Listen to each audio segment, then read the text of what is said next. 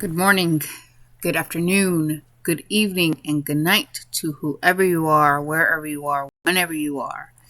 It is Friday, August 14th, 2026, where I live, and it is in the afternoon, late afternoon. I'm not going to bother looking at the time because it doesn't matter. I'm out of work. It's the weekend, and I made it. Anyway, yeah, somewhere on these for the heck of it. Okay.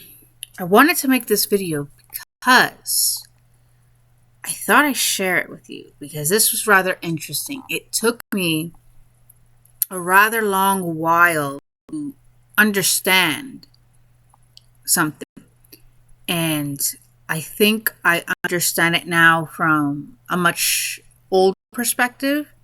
Because when I would watch this movie, I was in elementary school when I watched this movie. And there was this one pivotal scene that I never understood. I never got.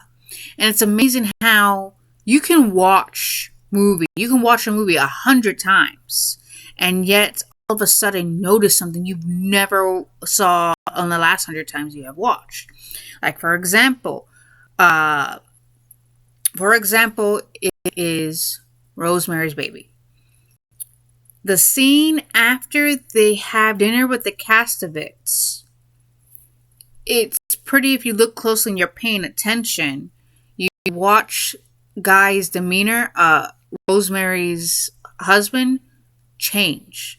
Obviously, you're wondering, what happened? What was Roman talking to him about? Because when you first see Guy with Roman, he's kind of what? Kind of a bit flabbergasted. When both Rosemary and Guy go back home, they start talking to their experience. They're laughing, they're joking around, things of that nature. And Rosemary points out, she points something out. She makes an observation, and she brings it to Guy's attention. She goes, why would they remove the pictures off the wall? Now, if you watch Guy, you could see him sort of stop because he's in the middle of changing. He kind of stops changing and his tone changes too. He goes, what do you mean? What do you mean? Like, as if he knows. Instead of going, really? What do you mean? How did you know that? And, she explains how there's indents of what pictures were. And then the picture that was on an indent, it doesn't fit. So she made that observation. I have watched that movie so many times, and I just noticed that. So it really goes to show, how much you miss, or when someone points something out, really, that happened there? Wait, let me check. Oh, wait, you're right. How did I not notice that? There is a movie back in 2004, called If Only, and it stars Jennifer Love Hewitt. Basically, the premise of the story is her boyfriend, Nick. They live in London together. Her boyfriend, Nick, is trying to stop her untimely death. Because in the first half of the movie, she unfortunately perishes in a car accident. It's a romance kind of thing. I don't want to if you guys haven't watched the film, okay, fine. If you guys are interested, it's called If Only. It's Jennifer Love Hewitt. Go ahead and watch it. I'm giving you a fair warning. If you haven't watched it and you don't want to spoil, then leave this video. If you do watch this video, more power to you. Like I said before, Jennifer Love Hewitt's character passes away because her character Samantha passes away in a car accident. Prior to that, she has a fight with her boyfriend Nick, and I believe his name is Nick. And it's been a while since I watched that movie. And he's a guy married to his career. He's married to his career. He's a business guy. What can you do? Basically, a lot of things. If you watch that movie, watch closely to a lot of things because that goes into the next half of the film. if you guys, yeah, it's like a groundhog thing, only he doesn't wake up every day. So she passes away. He's filled with regret and sorrow because he feels he didn't treat her right, took advantage of her. He took her for granted. There we go. He took her for granted, things of that nature, blah, blah, blah. And then he wakes up one day and she's alive. You know, he can't believe, he's like, oh my God, oh my God, oh my God. And, you know, at one point he had a tie on and seeing that, you know, it kind of reminded him, because at first he's thinking it's a dream. And he gets rid of the tie and whatever. And then he notices Samantha making breakfast. And he rushes there and he goes, the kettle's hot. She had accidentally burnt her hand on the kettle. She doesn't do it this time. But she does burn her hand on the iron. So there's that difference. They're outside. And prior to her demise, they're walking to work together. And a motorcycle throws away their coffee and it goes all over Samantha. He sees the same motorcycle, prevents her from doing that. But she still gets coffee on it because she bumps into someone and they dump coffee on her. Which that same someone she bumps into, but there's no coffee on her prior to that moment. So he's like, things that happened or happened again, but slightly different. You know, my watch cracks and things like that, blah, blah, blah. She goes, okay, how about this? I'll walk with you to work and we'll go from there. And if it happens, then we'll know what to do. So she walks to work with him and she goes, do you have the time? Looks at his watch. It's not cracked. Okay, because he does crack it. He's doing, like, there's a scene where he's rehearsing for this big meeting that's very important. And he hits it against a mailbox and it cracks. He's like, I can't believe this. I can't. So it doesn't crack. So he's like, he's trying to figure out what happened. And there's a rather pivotal scene. And this is the scene that I've always questioned because it really, really makes the tone for the rest of the movie. Now, in the first half of the film, Nick is at a pub with his buddies. You know, the meeting didn't work out well, you know, blah, blah, blah. And one of the friends is playing pool, and the ball hits Nick's glass right next to him, and it busts open. And he's laughing about it, haha, sorry, mate, things of that nature.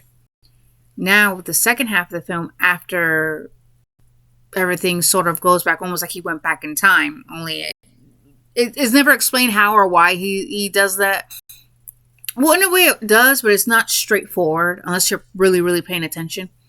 So he's at the same pub. The meeting went well this time, and he's trying to explain, you know, what's going on. His same friend, hits the pool ball, and it bounces towards him. But this time he stops it. He catches it. And it took me a while to understand that scene because I'm like, I don't understand it. Why is he staring at it like that? He didn't catch it the first time. He didn't know of this. Now he caught it because of now knowing what, like now he knows now what he didn't know then.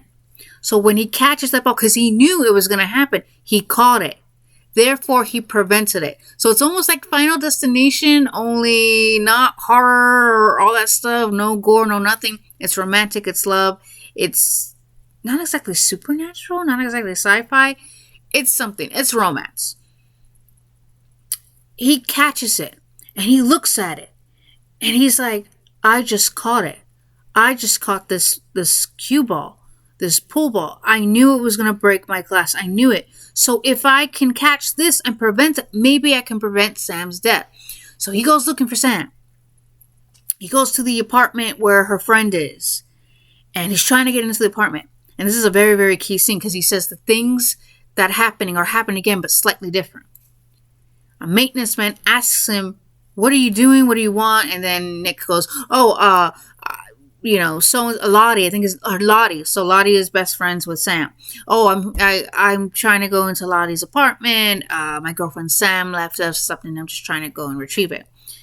The maintenance man has a big smile. He's like, "Oh my God, I love Miss So and So." I can't remember Sam's last name. If only I was a few years younger. So, a gentleman older, says he was a few years younger. In the beginning of the film, there was a little boy that loved Sam. She was a music teacher, and he said, "Love Sam." And he goes, "I love Miss So and So. If only I was a few years older." Few years older, few years younger. Him realizing, and that was a hard scene to figure out too, because I was just like, the difference, and I realized that's the difference. The same things are happening again, just slightly different. So he has to figure out how to stop it. It's a good movie. It's a sad movie. Because in the end, it turns out how can I say? They say certain outcomes are not meant for other people, they're meant for you. Something like that. Watch the movie, check out what I mean. It's called If Only, starring Jennifer Love Hewitt. And it was back in 2004. Check it out and watch it. I just wanted to share these pivotal scenes, especially the part with the pool ball, because that really, really starts to take the tone of the rest of the film. I can stop it. I can stop it. I can stop it. I can stop it. I can prevent it. So I don't want to give too much away. Go ahead and watch it. Check it out. See what you think. Yes, it's a romance. It's a love story. If you're not into it, don't. If you are into it, check it out. It's not a horror movie. It's not a sci-fi. It's not supernatural. It's a love story, but what I can say, it doesn't really explain it. It's not straightforward. You have an idea what is what, but it's not straightforward. I think there's a rather very important scene. If you are paying attention, you do have your answer, but it doesn't explain a whole lot.